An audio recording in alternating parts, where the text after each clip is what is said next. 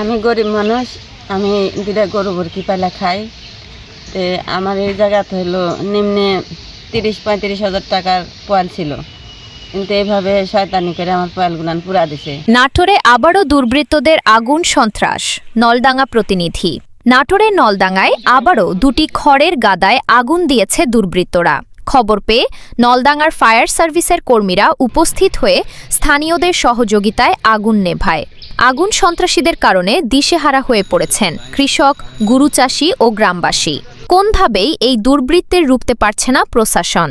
বৃহস্পতিবার 18 জুন রাত 1টা ও রাত 3টার দিকে উপজেলার পূর্ব মাধননগর গ্রামে মামুন সর্দার ও সোবাহান কাজী দুটি বড় খড়ের পালায় আগুন দিয়েছে বলে অভিযোগ করেন স্থানীয়রা। স্থানীয়রা জানায় পুরো গ্রাম জ্বালিয়ে দিতে গভীর রাতে দুর্বৃত্তরা আগুন দিয়েছে। পূর্ব পরিকল্পনা করেই পুরো গ্রাম জ্বালিয়ে দিতেই এই আগুন দিয়েছে দুর্বৃত্তরা। বর্তমানে আমরা গ্রামবাসী আতঙ্কে রয়েছি, দোষীদের খুঁজে বের করার দাবি করছি। এতে কোনো হতাহতের ঘটনা না ঘটলেও অল্পের জন্য রক্ষা পায় গ্রামের বেশ কয়েকটি ঘরবাড়ি। ধারণা করা হচ্ছে সক্রিয় গরু চোকর চক্র, মাদক কারবারি চক্র এই ঘটনাগুলো ঘটিয়ে আসছে বলে ধারণা করছে স্থানীয়রা। উল্লেখ্য, গত বছরও একই গ্রামে 15 থেকে 20টি কৃষকের খড়ের পালায় আগুন তাণ্ডব চালায় দুর্বৃত্তরা। আমি গরিব মানুষ, আমি দুটা গরু বরকি পাইলা খাই।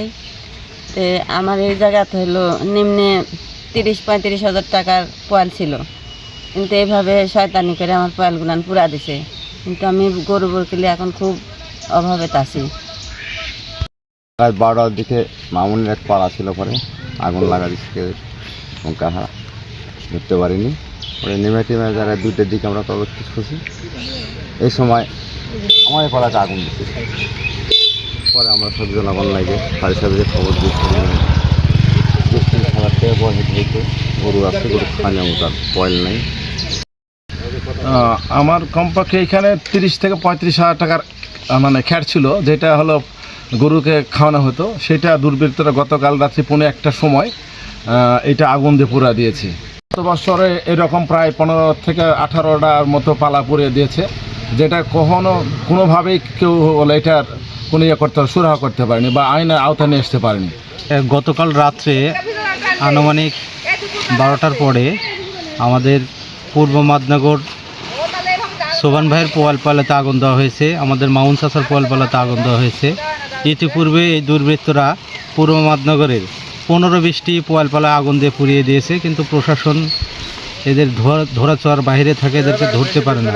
আমার অনুরোধ থাকবে প্রশাসনের প্রতি এই দুষ্কৃতিকারীদেরকে ধরে আইনের আওতায় এনে শাস্তি দেওয়ার জন্য।